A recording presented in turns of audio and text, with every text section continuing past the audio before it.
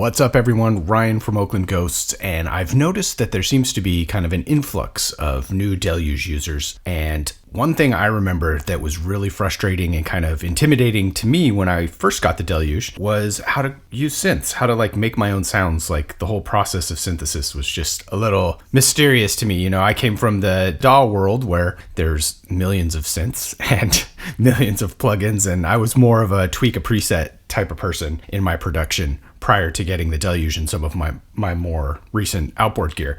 And, you know, things like envelopes and filters and oscillators and all these LFOs, it was just all really confusing to me, and especially with the grid layout of the Deluge, just really intimidating.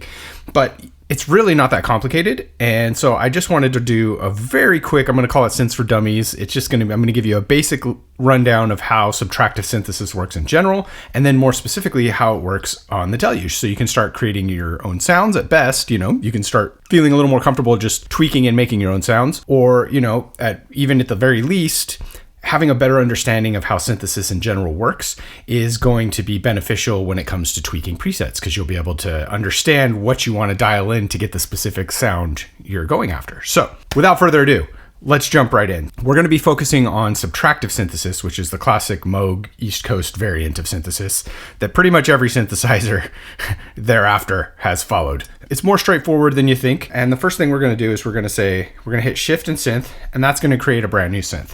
Now, before we get started, let's just pop this open. I made a little diagram. So the way subtractive synthesis works is you have your oscillator, and that basically just creates a tone. Just boop, and it goes forever and ever and ever. It's just a tone based on whatever wave shape you pick. From oscillator, it goes to an envelope, and an envelope basically creates a gate. So that is how the sound turns on and off based on your key presses. From there, it goes to a filter, and this is where the term subtractive synthesis comes from, where you're basically rolling off some of the harmonics, either with a low pass filter, most typically, or a high pass filter, or things in between. From there, it goes into an amp, that's your volume. That's how loud the signal is going to be. And then the last thing is it goes into FX. And the Deluge actually has a lot more than you may think. The gold knobs, obviously you have access to both reverb and delay and a couple other things like modulation, but there's actually a lot more effects than you might think on the Deluge, which maybe we'll get into, maybe we won't. I don't know. Let's just kind of break down. Let's start with an oscillator, right? Because that's the first step. So on the Deluge, your oscillator's down here. And when you create a new synth, you get a tone, right? Now, if you hit Shift, this is how you access any of the shortcuts on this grid layout. If you hold Shift and you hit Oscillator, that's your oscillator level. So that's the oscillator of level 1. The other things you can do here is you can use this to transpose. Now, why would you want to do that? Maybe you want to start your middle, if you're making a bass, maybe you want this to be quieter. It makes more sense when you introduce another oscillator, which we'll do in just a moment. Now, the next thing you can see it defaults to square. Traditionally, oscillators have a couple different shapes. You're looking at a triangle. So that's just the shape of the waveform. Okay. So you got a triangle, we got a saw that tends to have the most harmonic content. And then we have a square or a pulse wave. And then we have a sine wave, which is kind of smooth. And you have access to all these kind of things here too. As you can see, you got triangle, you got sine, you got square, you got analog square, which is trying to imitate what analog synths sound like. And I find those a little more pleasing personally. We got saw, we got analog saw, and we're not going to deal with wavetable or DX7 or any of those kind of stuff here. So for the sake of this one, why don't we start with an analog square? So you can hear what the square sounds like. And here's the analog square. Sounds a little buzzier, right? And you got the saw, analog saw. Those sound pretty close. We also got triangle. And you can see that the triangle has less harmonic content, as does the sine. It's just really, I think of it as round. It's a really round tone. There's no rough edges to it. These are actually really good. I would typically not have my, now that it's worth mentioning, Deluge has two oscillators if you want to use both of them. When I would use a sine or a triangle, I would most often use that on a second oscillator, and I would detune it. I would use it basically as kind of a sub oscillator, so that these are really good to get like sub bass kind of tones going through. But for the sake of this, like I said, why don't we start with an analog square? So there's our analog square. Now, typically there's already automatically an envelope, which is the next thing we're going to jump into in just a second here. There's already one, envelope 1 is already dedicated to this, but typically with an oscillator, it just rings. That's all an oscillator ever does. The envelope is telling it to turn off when I let go of the button. We're going to get into that in a minute. I did want to jump on one other thing that's unique to square wave, and that's PW. And what that is pulse width. And if you look at this, what that does, let's see if I can just draw a little demo real quick. So if a square wave is typically a square, right? Now when I adjust the pulse width, what that's doing is it's thinning out what the square looks like. And you could either go that way or you can go, you know, that way. Hopefully that makes sense. And by doing that, what it's doing is it's changing the tone. And you could hear that if we adjust, again, I'm holding shift and I'm going to PW on oscillator 1. You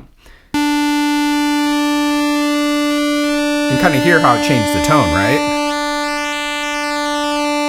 So you can use that to kind of additionally adjust your sound. One of the things I like to do a lot of times is, we'll get into later, is I'll modulate this. So over time, it's changing the tone a little bit. But for now, let's just stick with our bass tone.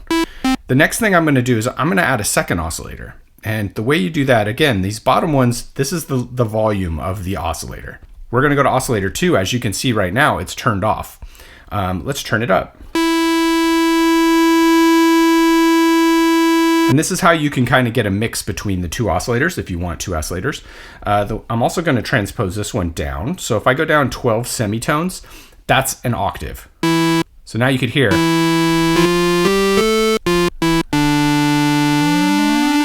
Right? I'm gonna transpose it down, but I'm also gonna go, whoops, sorry, that's getting ahead of myself. We're gonna go over here. I'm gonna detune it just a little bit. And what that's gonna do is just give it a little more almost analog feel. Just a couple cents. I'm not doing it a lot. Just a hair, so it's not exactly a full octave down. And let's change the oscillator type. Let's go with we have a square on that one. I don't know, let's do a saw. And that just kind of thickens up the sound a bit. Here's one oscillator. Here's bringing in the second one. And you hear how it just kind of beefs up the sound a little bit? Cool. So another thing we can do, by default, if we go over to here, into the voice section, and we go into Polyphony, by default, the Deluge is going to be polyphonic. And what that means is I could do chords. I can push more than one note at a time, not just chords, you know, I could have two patterns going at the same time as well. It means two notes can play on top of each other. Now, why is this important? This is important because probably a lot of the time, even though this is on polyphonic, you're not using this as a polyphonic synth. And that is eating memory. So if you're hitting things where you're hitting a memory cap or voice stealing and stuff like that, one of the first things you can do is, if you're not using a synth that's playing chords or playing notes on top of each other, is you could switch it to monophonic. And monophonic just means you can only play one note at a time. So you'll notice I can't play both, right? It's gonna get stuck. That also enables you to do some cool things like,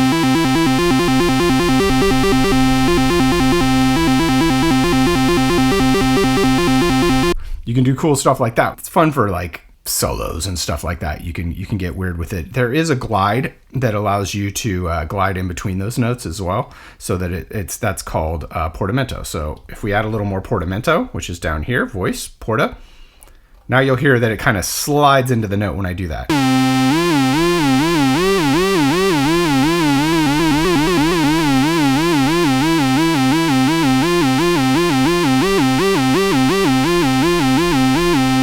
I mean, that's kind of cool. I'm going to leave it kind of low though. Let's say 5. You can hear how it adjusts it.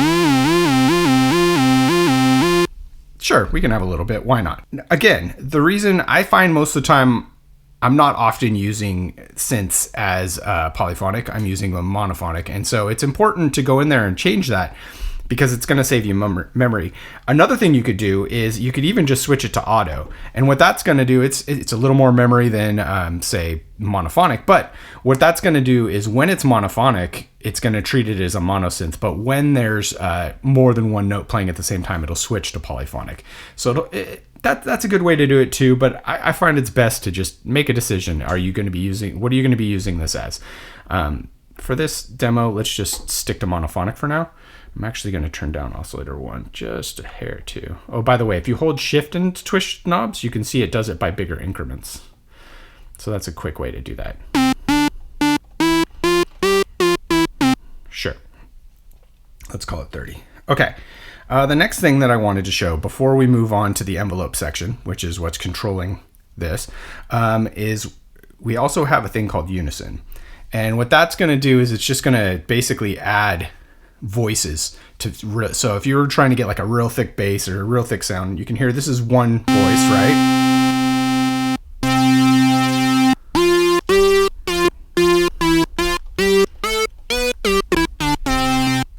It just starts making the sound, I usually stick around 3 if I'm going to do this. And then what you're going to want to do is detune it by a bit. Because right there it just kind of phases. Gives you that phasey sound. It's nice with monophonic synths. It's not as nice with polyphonic synths, but it's kind of nice to just kind of beef up your tone by adding unison. So that's just adding extra voices basically that are playing the same note, and then the detune is detuning each one slightly, kind of like what I did with oscillator 2. When things are in perfect tune, they kind of phase or they just don't sound as pleasing to our ears, I guess, is the best way to say it. That's one of the reasons people really like analog synthesizers, is because they kind of naturally go in and out of tune a little bit. Not by a lot most of the time. Older ones can sometimes go out quite a lot, but that warmth that we think of with analog is the fact that they're not in perfect tune. And that lack of warmth, that kind of cold thing that a lot of people associate with digital synthesizers, is the fact that everything is always in perfect tune. But that's also one of the advantages of a digital synthesizer, is you know it's going to stay in tune. You don't have to tune it every time you try to do a track. Anyway, that was just a sidebar. All right, so let's move on to an envelope. So if you remember our diagram, let's bring it back up. After our oscillator section, the next thing is an envelope. And what an envelope is it's turning on a gate that's allowing the oscillator to pass through. So typically, I might have to draw this, we'll see. By default, envelope 1, which is right here, you can see in the side here, is controlling how that gate is opening and closing. So they're made up of an attack, a decay, a sustain, and a release. Now, when the attack is how quick that gate's opening, typically something, well, let's do a long attack. And then a decay is how much it's going to decay after it's open to its full volume. And then a sustain is going to be the level that the gate stays open, the volume level that it stays open while you're holding the press, right? And then a release is what happens after you let go of the key, how quickly that lets go.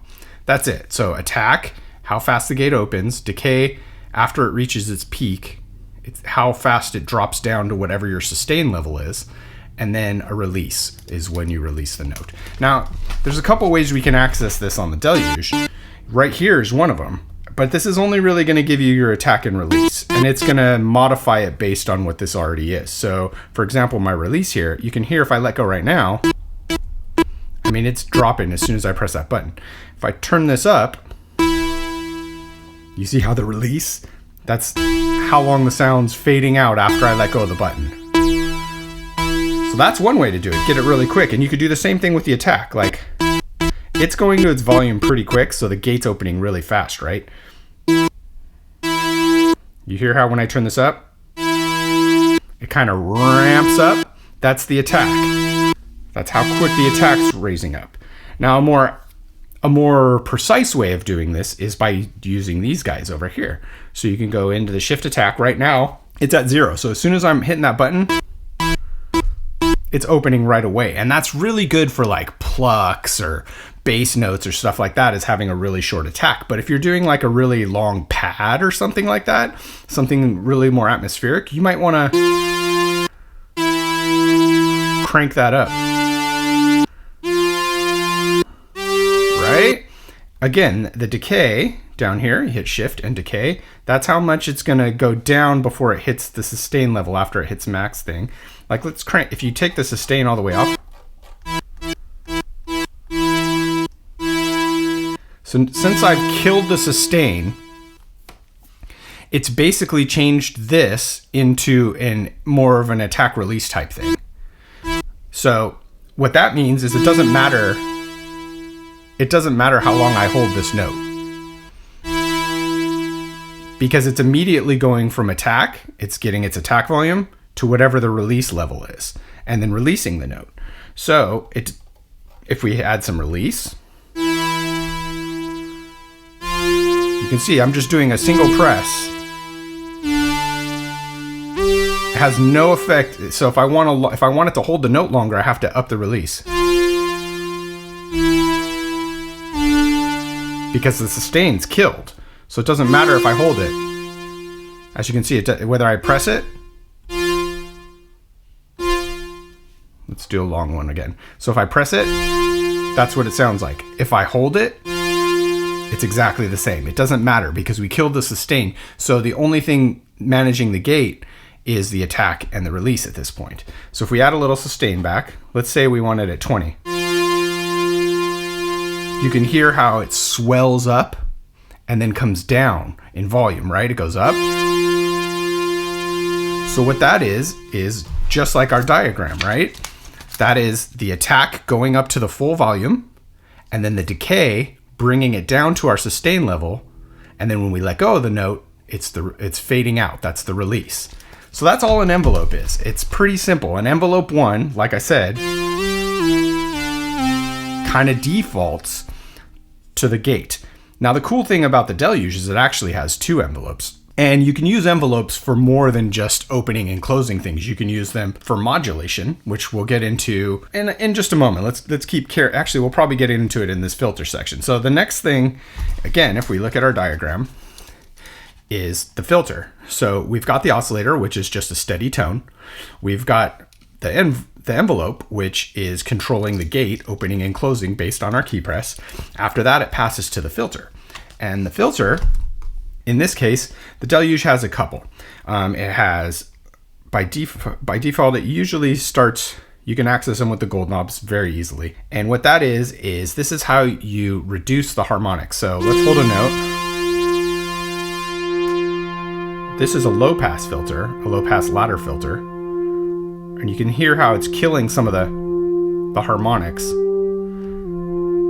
in there. And so what that's doing is it's just collapsing the sound a little bit in the lows. So it's cutting out the high frequencies. It's just like an EQ really. And then each filter also has resonance. And what resonance is it's going to give you a little bump at whatever that cutoff frequency is set at. And that's how you get those classic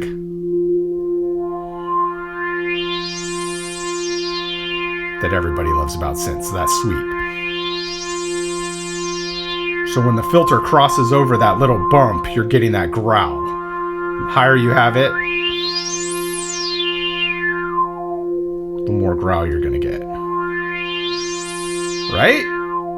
So that's a low pass. Again, that's cutting the high frequencies the more that you add cutoff. Now, the Deluge actually has multiple, well, if you're updated in community firmware, it has multiple low pass filter types. So that type was just the 24 dB ladder. This is a drive, so it's a little more aggressive. So you can hear you can hear when I turn the cutoff and I have the resonance up, it's a little more growly. It also has a band pass, which instead of low pass is kind of in the middle. I actually like this one a lot when they added this one. So typically in subtractive synthesis, what you're doing, it also has a notch. I mean, they all sound pretty similar. I'm going to leave it at 24 dB ladder for now. So typically in subtractive synthesis, like I said, you start with your oscillator sound. So you start with the full harmonic content of your sound, and then you take some of those harmonies away by shaping it with the low pass filter. Now you could also use a high pass filter, which is the same thing, but it cuts the highs instead of the lows. This might be good for leads or arpeggios, things like that. So if you go to the high pass and you start cranking it up, it's doing the opposite. It's going to start cutting some of the lows. So let's take a listen. You can hear it's keeping the high frequencies in there. And it also has a resonance. So if you want that classic sweep sound, you got to add resonance, because that's the bump at the point where the frequency is getting cut. So yeah, you can do either high pass or low pass. The Deluge has both. Typically, I usually work with low pass. One other thing, you also have an EQ. So by pushing this gold knob, that's how you switch between the filter types if you're using the gold knobs. So you got low pass, high pass, and then you have an EQ. The EQ works independent of either of the filters. And so you could add your more treble here, or you could add more bass. One tip that I have, a lot of people say that the bass synths don't have enough thump. Well, one of the first things you can do is add some bass in the EQ. That'll help a lot. And then also using your low pass filter is going to really help you kind of get more subby basses and stuff like that, if that's what you're after. So that's our filter section. So typically when I'm building a sound, first I just work down the line, right? Now I try to figure out what I want it to sound like. I don't want the high pass filter. Let's go to our low pass. I'm gonna add a little pulse width.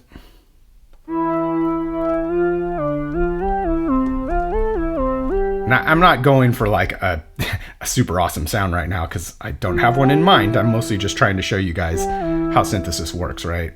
But let's say I like how that filter sounds. Now we're going to start getting in some of the more esoteric things, which is modulation. Now, one of the cool things about the Deluge is there are a wealth of modulation options. You have 2 LFOs. You have 2 envelopes. You could even use the one that you use for your gate to modulate things like the frequency. So let's see what that sounds like really quick. So how do we do that? This is your low pass. This is frequency and resonance. This is your high pass frequency and resonance. And now what I'm going to do is I'm going to send the low pass frequency, this one, and I'm going to send that to envelope 1. Okay? No change right now, right? There's no change. So what I'm going to do, what this is this is an attenuator. And what that means is you're adjusting the amount that the envelope is going to affect the frequency. So since we're using the envelope, which is the same one that's opening the gate, what that should do, the more that I raise this, is it's going to turn this knob for me more based on how much I add. Can you hear? Here, let's add some resonance. So even with just a little, and you're not going to see it, but if I turn it off, it's not doing anything, right? That's just our sound. But if I add a bit, every time I press, it's basically turning that knob for me. So just like I was doing that filter sweep a minute ago, that's what it's doing with the envelope.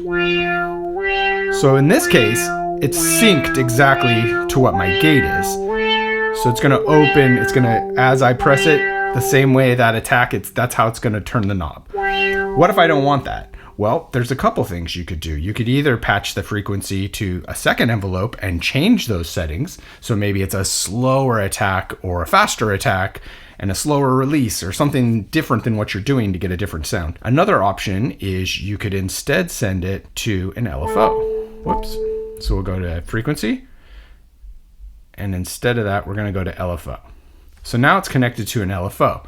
What is an LFO? An LFO is just like a normal oscillator, except it's low frequency. It's a low frequency oscillator. That's what LFO stands for. And you have your different shapes, just like you have for your oscillators. You have a sine, you have a triangle, you have a saw, you have a square, all the same things, and a couple more actually. They've added more as the community firmware is expanded. The difference between an LFO is you can't hear it. It's a low frequency, but it's still doing that same shape. So you can use that to also alter the sounds. So let's do that right now. Right now, so this is LFO1. I'm sending it to LFO1. I don't know what that shape is right now. It doesn't really matter, but let's just... Sounds like it's a pretty fast one.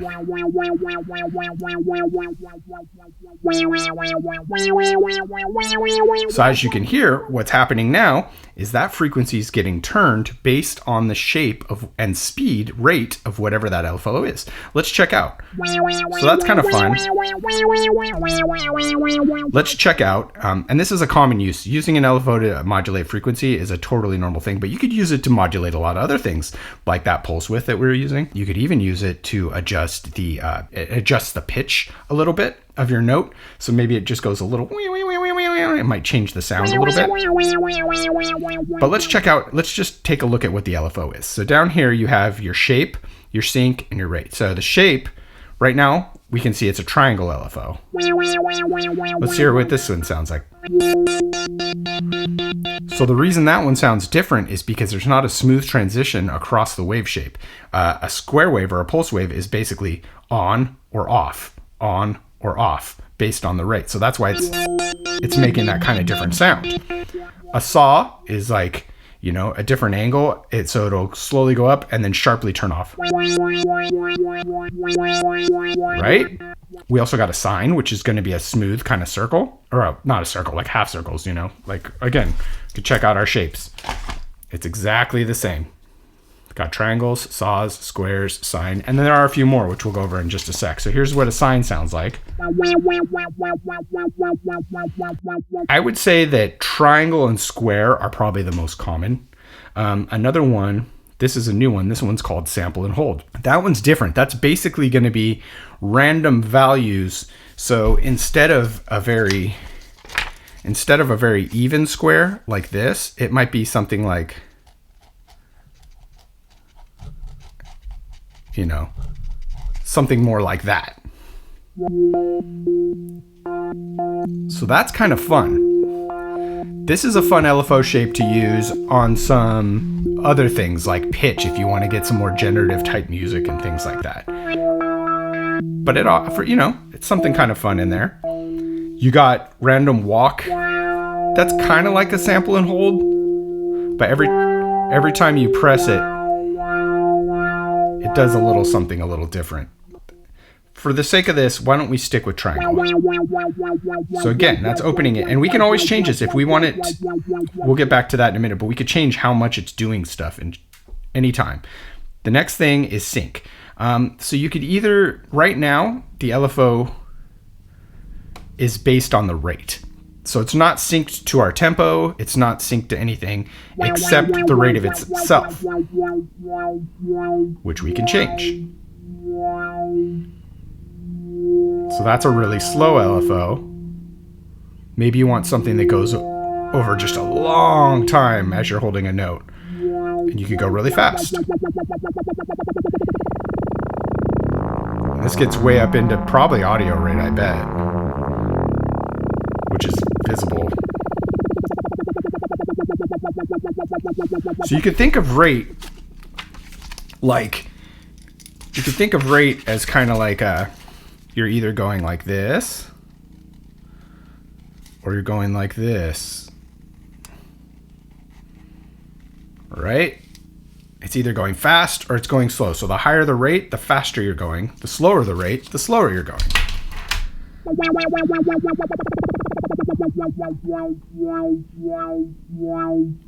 Alternatively, what you could do is you could sync it to your tempo, and this is really helpful. Only LFO1 does this, by the way, but you could sync it so that over 2 bars it kind of opens stuff, or 1 bar, or second notes, fourth notes.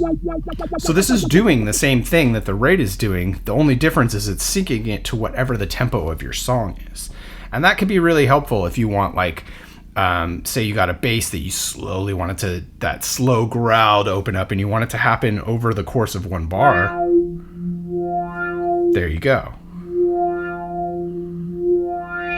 And you could always change this amount. By the way, if you ever want to change it, so that's how you change your LFO, your shape, your sync, all your different types. Now, say you didn't like how fast you were doing that. This is actually being controlled by both the envelope and the LFO at this point. This is a good point to bring up your kind of your mod matrix, how it works.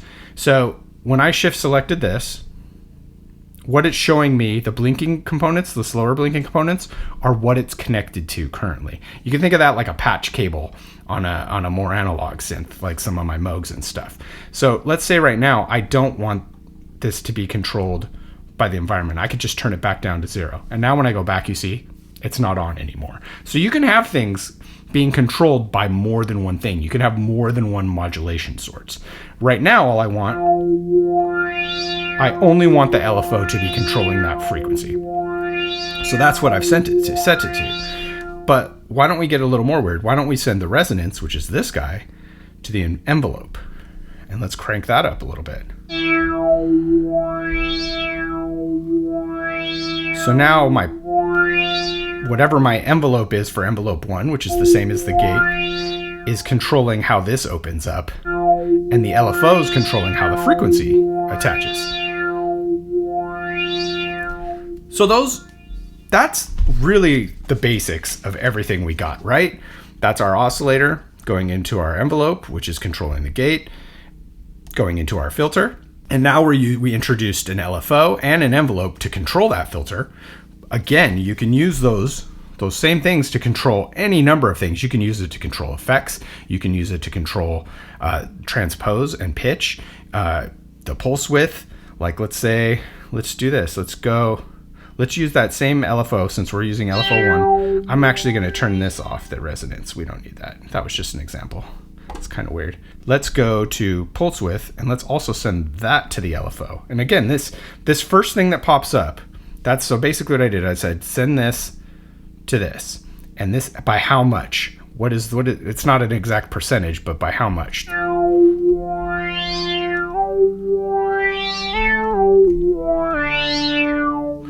Or maybe we want that to be to the envelope. Let's do that instead. So let's go pulse width. I'm holding shift. Let's send it to envelope instead.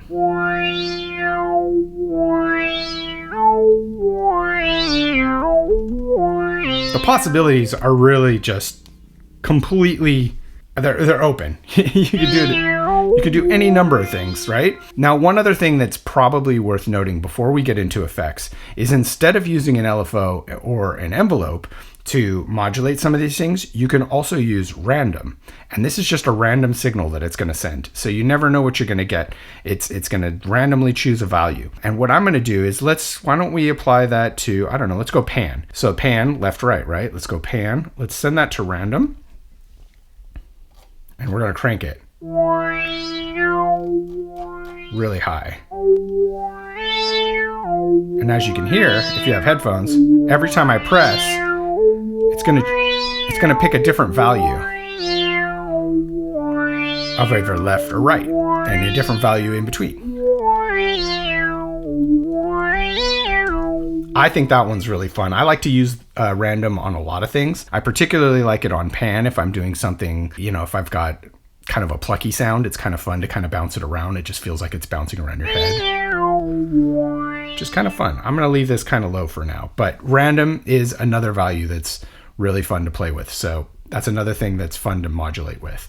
Now, the last step before we call it a day for this very basic synth overview is your effects. Now, that was the last part of the chain, right? So once again, we've done oscillator, envelope, filter, the amp is just the volume, and now we're going into effects.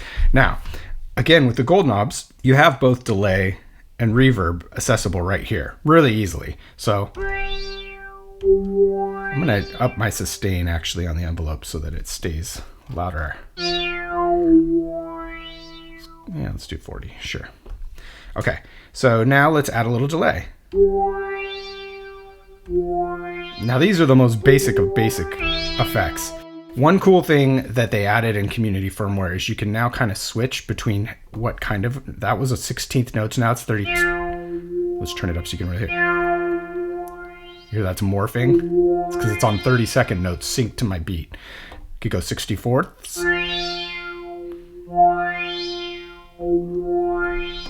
You could drop it to 4 bar, which is really long. 2 bar.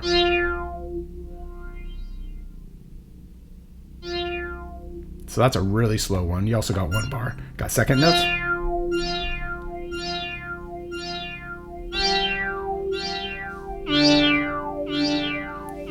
I kind of like that.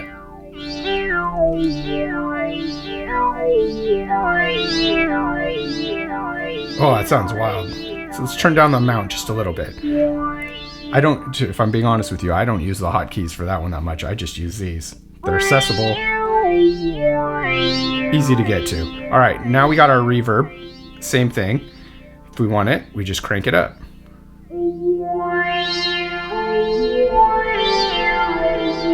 Now, the easy way to get to some of the different things on this is you just hit this guy right here. Same thing, we can do a large room. So that's a large. Here's a small room. A little bit less. And here's a medium. I'm going to go with large because why not? It's fun. All right, so here's the thing. You have basic functionality here of changing the room size and how much, right? But there's actually a lot more functionality over here. And the way that we do that is the same as everything else. So this is the amount, that's what you're controlling with right here, right? This is the pan, so this is how much the reverb pans. You could adjust that. That's not available over here.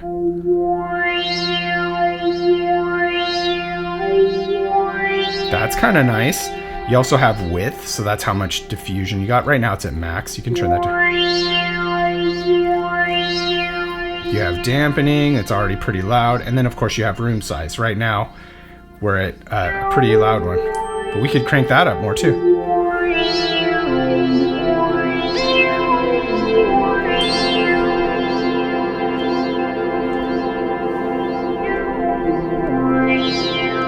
That just sounds pretty. I mean, this is just a goofy sound from scratch that we started making. I think it's a pretty cool one though. Now it's worth noting that again, any one of these are also modulatable. You can send these to LFOs, you can send them around them. Listen to that. It's just a pretty, it's a long reverb. Let's turn it down just a little bit. But yeah, you have extra features here which may not be as obviously available as they are in that list there. There's your effects, but those are not all the effects. There are actually more effects. A couple that you can get into, you have saturation. Right now it's off. You can think of saturation in kind of two ways. In one way, if you have a really quiet patch that you're trying to tweak or preset that you want to tweak, you can use this to kind of give yourself some more volume at the low levels. But what it's really doing is it's mimicking like analog software when you start, or analog software. It's mimicking analog hardware of when you get into the red. So you get that kind of natural distortion. I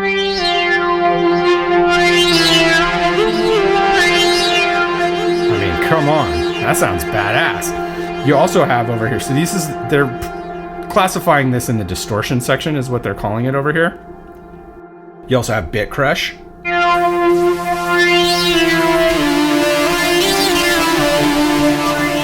Now you could also access both bit crush and decimation over here in custom 3. So let's just do that instead.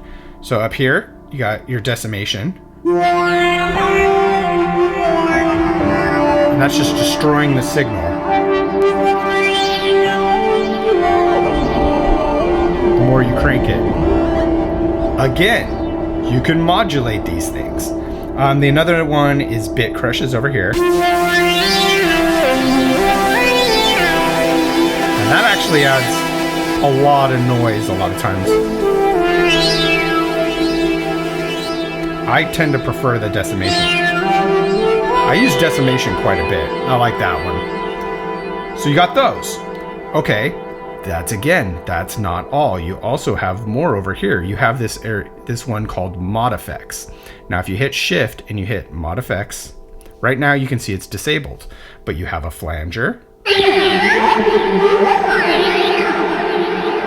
have a chorus, which is actually really good for like chords and stuff like that. If you're trying to get kind of a Juno sound, a chorus is a nice one. You have phaser. stereo chorus, if you're gonna use a chorus, use the stereo chorus. That's a newer one that got added in community firmware, and it's fantastic. It's, again, really good for chords if you're going for like kind of a Juno sound. And then the last one is grain. This one is very CPU intensive. Can you hear that kind of shimmery? So it's basically cutting grains and repeating it really fast. Granular synthesis is a whole nother bag of tomatoes, but I'm not going to get into it today. But you can hear what a cool effect that adds. So you have all these other effects that are available to you as well. And once you've chosen one, similar to your LFOs or your envelopes, you also have an offset. That's how much it's going to...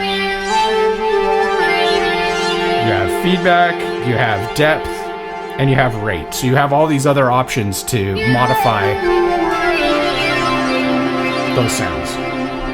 I feel like let's turn the depth down a bit. So I think that's probably enough today for the beginner course, but hopefully this gives you an idea of how quickly you can start coming up with some really interesting sounds all on your own. But again, I think it's really important in learning this kind of stuff and understanding the basic synthesizer for subtractive synth anyway, the basic synth kind of signal flow and how it works, because even if you're working from a preset, understanding how these things all work is going to help you more directly manipulate that sound to your liking for your song. Hopefully this was helpful. Hopefully it was inspiring. Hopefully it makes the whole synth engine on the Deluge just a little less intimidating so that you can hop in and start making your sounds and start kicking ass and making some more unique stuff than what you're getting from the presets. And Lord knows, I think the stock presets are a bit subpar and not giving you the full picture of what the Deluge is actually capable of. If you found this helpful, if you found this interesting, please consider subscribing. It's a big help to us, and we appreciate you guys to no end. Until next time, Ryan out.